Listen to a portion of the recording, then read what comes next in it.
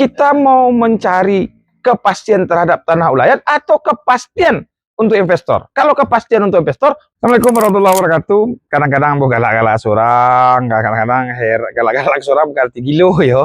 Kenapa? Karena ada alasan mensertifikatkan tanah ulayat adalah demi kepastian hukum. Itu narasi yang dibangun agar tanah ulayat itu tidak punah. Tapi ada ujung-ujungnya kalau labar kepastian hukum, gampang orang berinvestasi. Kedua hal yang berbeda. Kepastian hukum untuk agar tidak hilang tanah ulayat atau kepastian hukum untuk investor. Iko karajo lawa, karajo bagara-gara. Kalau untuk kepastian hukum berdasarkan diskusi juga beberapa kawan-kawan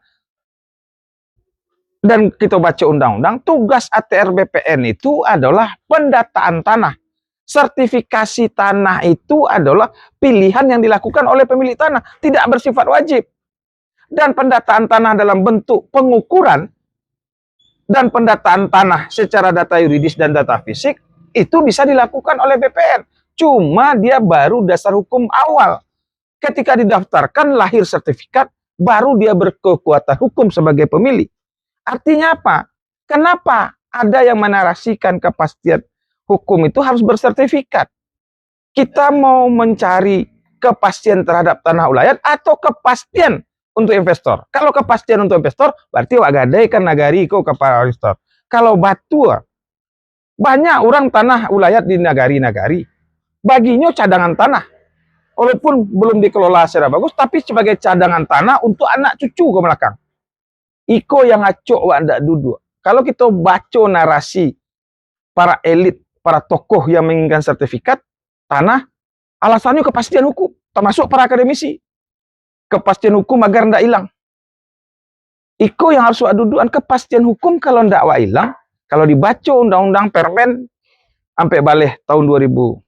Tuh, antar lupa den. Permen. Peraturan Menteri nomor 4 balik itu 2024 dan kemudian PP 8 balik 21 itu kan jale. ATR BPN menugaskan ke bawah untuk melakukan pendataan dan pendaftaran. Kalau orang pendaftaran itu adalah hak opsional kepada pemilik. Dan di Permen pasal 6 balik juga dikatakan apabila tidak didaftarkan tetap diakui sebagai tanah ulayat. Nah, kini agar tanah ulayat jujale, juku ma bidang tanahnya, ma kemudian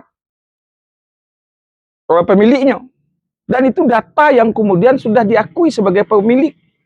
Walaupun belum sekuat sertifikat. Tapi kalau dalam konsep pendataan tanah, itu sudah selesai. Persoalan sertifikat enggak. Kenapa hari ini seakan pilihan satu-satunya hanya sertifikat tanah ulayat? Apalagi kemudian di atas tanah hak ulayat itu dia HPL. Tanah awak punya, berarti melanggar pemilik tanah ulayat yang punya adalah pemilik Kesatuan Masyarakat Hukum Adat. Pasal 8 balik B ayat 2, negara mengakui dan menghormati. Kini kemudian ada narasi tanah itu diberikan oleh negara. Salah. Ingat buku ambo, nagari dan negara. Nagari itu lebih dulu dari negara. Batu apa? Nagari nama bagian tanah ke negara. Sehingga muncullah negara kesatuan Indonesia. Enggak, tabalik, bukan negara yang bagian hak ke rakyat. Baca lagi pasal 33 maknanya, kemudian sangkuikan di pasal 8 balik ayat 2. Artinya apa?